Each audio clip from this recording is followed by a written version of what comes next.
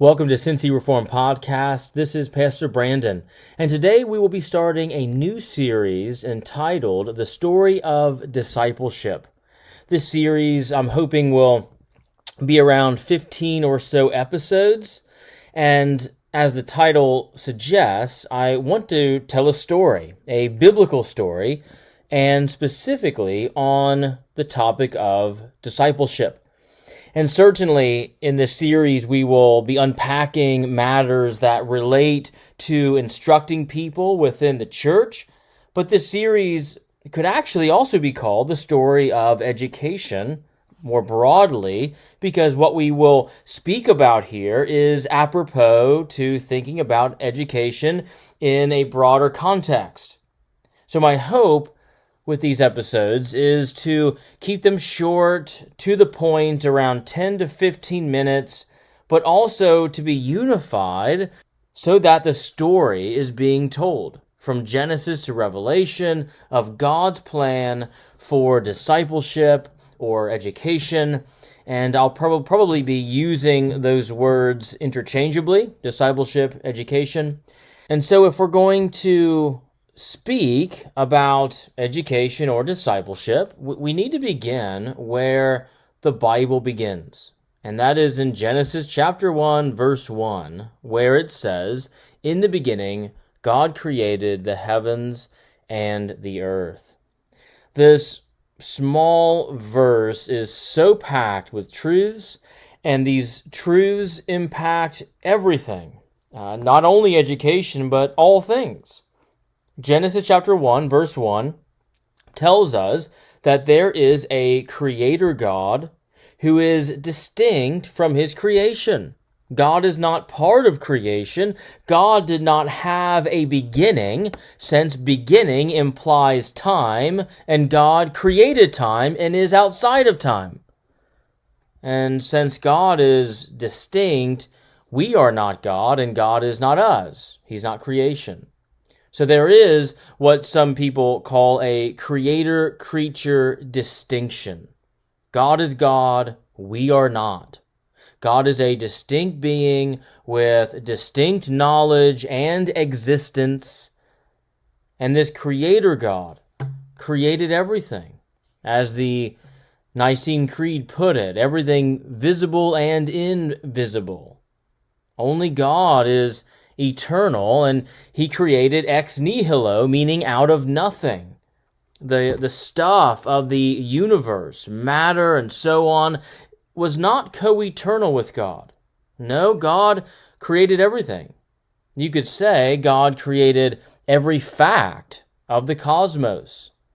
Not only planets and stars and galaxies, but also think about things like the laws of physics, mathematical laws, and so on, all created by God.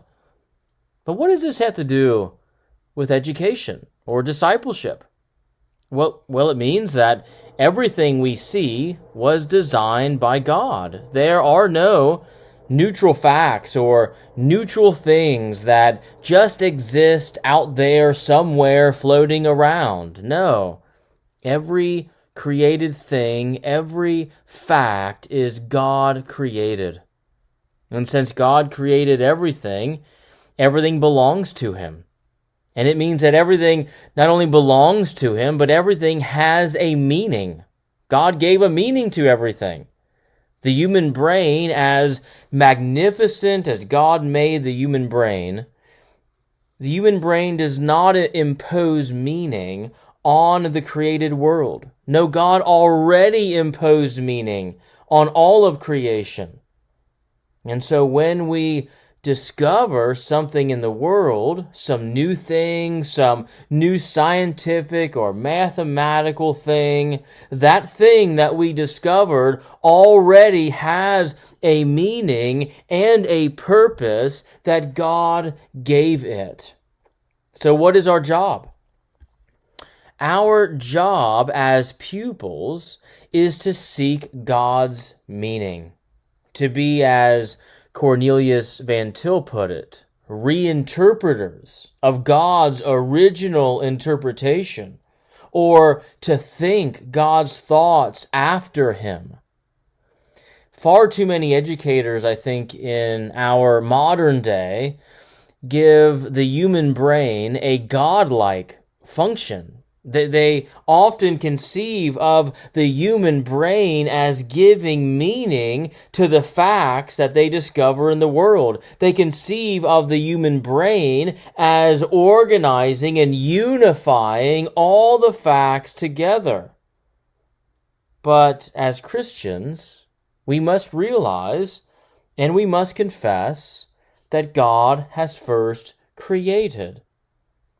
And God has first given a meaning and a purpose, and God is holding it all together. We do not live in a chance-based world that accidentally came into existence. We don't live in a world of chance where we just happen to evolve from non-life into simple life, into complex life, and all because of random processes or laws that just happen to exist, or laws that came into being at the Big Bang, or whatever it is. That's not the world that we live in. We don't live in that world of chance where there's just things out there that just happen to exist.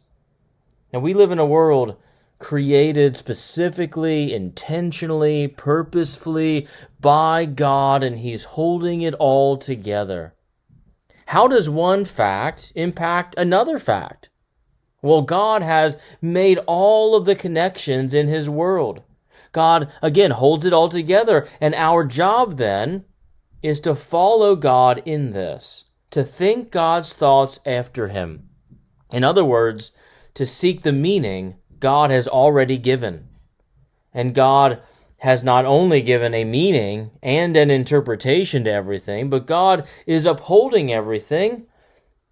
And God has also given a goal to everything, a telos to everything. All created things have a goal, whether your pet cat or the multiplication tables or Paul's missionary journeys, whatever it is, all things created by God with the goal to glorify God.